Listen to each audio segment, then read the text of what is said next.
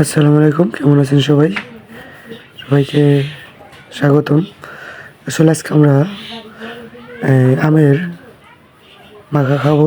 বৈশাখ মাস, যদি আম মাখা না খাই, এত গাছে আম ধরেছে, নিজের হাতে বোনা গাছ, যদি না খাই তাহলে চলে? চলে না। তো সেই জন্য আসলাম আজকে আমরা দুপুরবেলায় বসছি, কিন্তু অনেক আমি পোকা ধরে গেছে। বর্তমানে বৃষ্টি তো নেই, সেই জন্য হয়তো মনে হয় এই প্রভাবটা পড়ছে। তো খাওয়ার জন্য প্রস্তুতি নিতেছি, ছোলা হয়ে গেছে।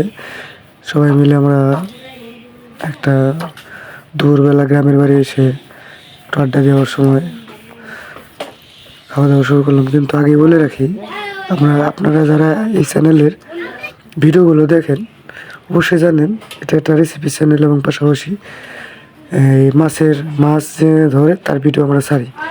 কারণ হলো আমরা এতগুলো ভিডিও আপলোড করছি, তারপর আমরা রেসিপি চ্যানেলে কোনো সারা শব্দ পাইনি।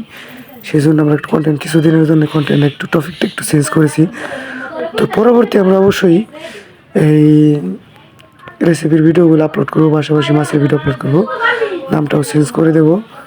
তো যে পর্যন্ত আমরা মনিটাইজেশন না পাই সে পর্যন্ত এই নামই চলবে। তো সবাই ভিডিওটা বেশি বেশি দেখবেন এবং শেয়ার করবেন, আর যেন তাড়াতাড়ি আমরা এই চ্যানেলে মনিটাইজ করতে পারি সেজন্য সবাই দোয়া করবেন, আর সবাইকে দেখার সুযোগ করে দেবেন। তো কেউ যারা সাবস্ক্রাইব করছেন তারা কেউ সাবস্ক্রাইব থেকে সরে যাবেন না, পারলে নতুনদেরকে এই কাছে দেখুন। তো ভিডিওটা বেশি বড় করব না। এই দেখুন, মরিচ না দিলে হয়তো মজা লাগে না, আর কি বলবো, বলার মতো কিছুই নাই।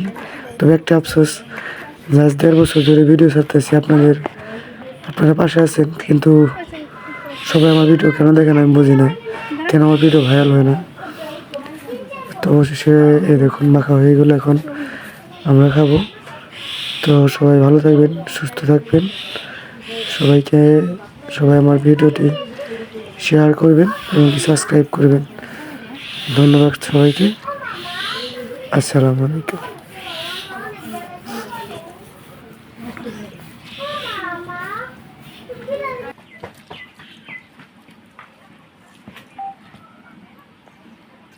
ছবি তোলা।